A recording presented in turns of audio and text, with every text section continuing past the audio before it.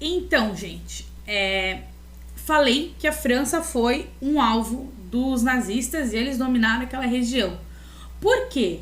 Porque eles tinham um novo alvo, que era a Inglaterra. Sempre foi o objetivo ter acesso ao Canal da Mancha, que ligava França e Inglaterra de uma maneira rápida. Então dominam a França para ocupar a ilha da Grã-Bretanha pelo Canal da Mancha.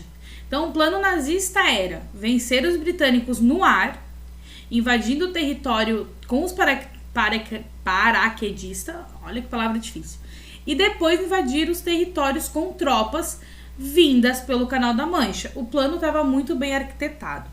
E ele é posto em ação. Então, no dia 7 de setembro de 1940, os caças alemães, que são aviões muito rápidos e que têm, né, armas e tudo mais, vão iniciar um bombardeio nas cidades inglesas.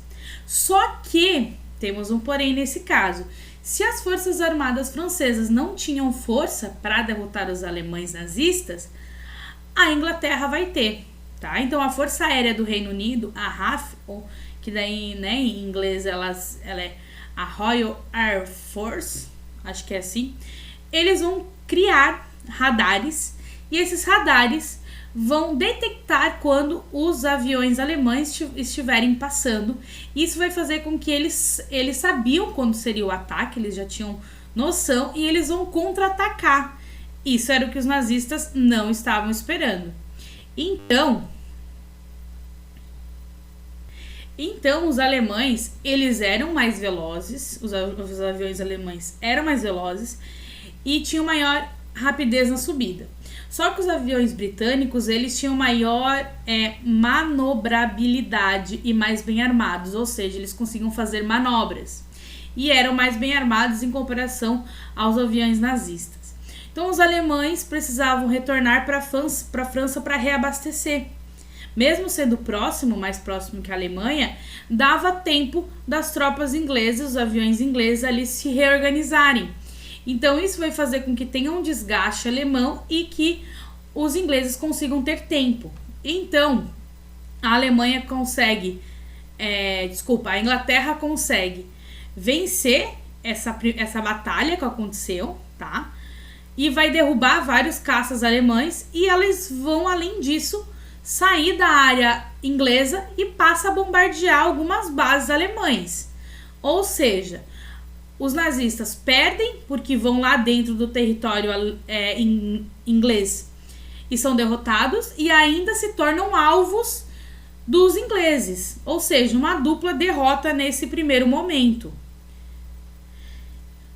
A gente vai ter também aqui, né, um avião nazista bombardeando algum lugar, né? Nesse caso pode ser a Inglaterra. Aqui então a gente tem na Inglaterra uma pessoa, né, cuidando dos ataques, então ali eles eram avisados, e aqui imagens então de ingleses, né, indo para os aviões. A gente vai ter então uma primeira derrota alemã, dentro de várias vitórias.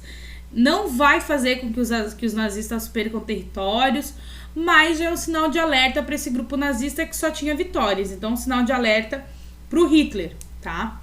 A gente vai ter, então, uma segunda fase do conflito, que é a mundialização do conflito. Por que nós chamamos de Segunda Guerra Mundial? Significa que envolveu países do mundo todo.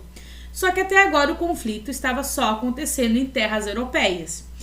E em 22 de junho de 41, a gente vai ter esse conflito se expandindo. Então, a gente vai ter, num primeiro momento, a União Soviética mostrando-se um exército muito forte, tá? Então, 150 divisões do exército alemão, isso que dá mais ou menos 1 milhão de soldados, vão invadir a União Soviética. Então, aquele pacto que tinha entre o Hitler e o Stalin foi-se, né? Com a invasão da Polônia já não estava muito bem. Quando o território soviético é invadido, o Stalin, percebe que o pacto foi para o espaço, afinal eles estão invadindo o território soviético, né? O acordo foi pro brejo. Então, o pacto nazi-soviético é rompido pelos nazistas. A gente vai ter um ataque, que inclusive é filme, tá? que é o ataque a Pearl Harbor. Tem um filme chamado Pearl Harbor que fala sobre esse ataque. A gente vai ter, então, no Pacífico, o Japão, que vai ocupar grande parte da China, Malásia e Filipinas. Ok. E a gente vai ter uma base dos Estados Unidos, uma base naval, que fica em Pearl Harbor, no Havaí. Para quem não sabe, o Havaí fica muito próximo às regiões ali do Oriente, tá? Ali no Pacífico. Então, ele é uma ilha. E essa ilha vai ser atacada pelos japoneses. Isso vai fazer com que os Estados Unidos, que estavam de boas, olhando o conflito de fora, decida participar da guerra também. Ou seja, entrou os Estados Unidos, que é da América, entrou o Japão, né, que já estava na guerra, mas não tinha efetivamente feito um ataque grande a uma desses países. E então a gente vai ter a mundialização do conflito. Ele vai deixar o eixo Europa e vai englobar outros países. Quando tem esse ataque, então os Estados Unidos estavam vendo tudo de fora, só fazendo vendas, crescendo economicamente. O Congresso americano aprova e os Estados Unidos então declaram guerra ao Japão e aos países que estavam apoiando o Japão, tá? Então a gente vai ter então o início da participação dos Estados Unidos na guerra a partir do ataque em Pearl Harbor.